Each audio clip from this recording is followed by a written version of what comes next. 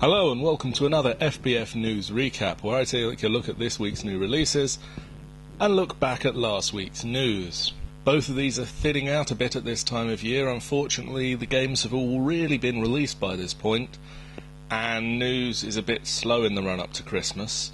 But we're still here, so we'll still do stuff. So here are this week's new releases. ABBA, You Can Dance. Angry Birds for the PC. Batman Arkham City for the PC. Cooking Mama 4. Happy Feet 2. James Noir's Hollywood Crimes. King of Fighters 13. Professor Layton and the Spectre's Call.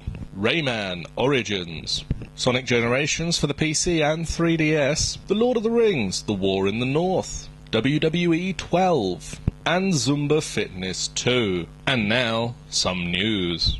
Bethesda insists they are going to patch every reported bug with Skyrim in an upcoming patch.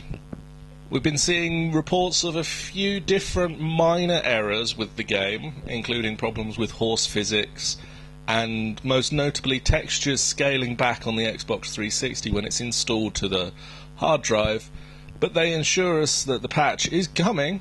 It is going to take a little bit of time, because these things do take time, but it is on its way. Now, these minor teething issues haven't dented the game's success, as over the first weekend of sales they sold 7 million units. And more than half of those were on the first 2 days that the game was on sale.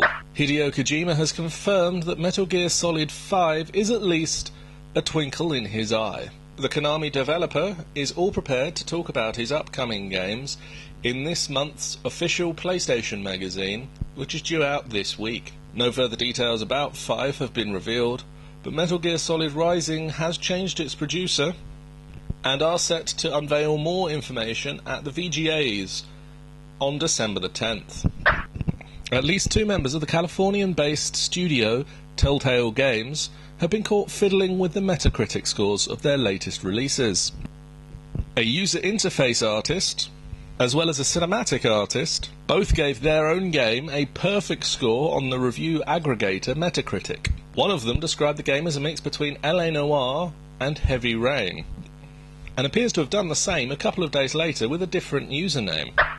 Over the weekend at Minecon, Notch threw a little switch, and Minecraft version 1.0, the official release, is now live. So any of you who have been playing the beta up until this point can get on and download and play the full release version of the game. And anyone who is putting it off, I'm sorry to say, but the savings that you would have got for buying the beta have now disappeared. And finally, before I go, I just want to remind everyone listening to this that Desert Bus for Hope is live at this moment. And it is currently looking like they're going to be going until Wednesday.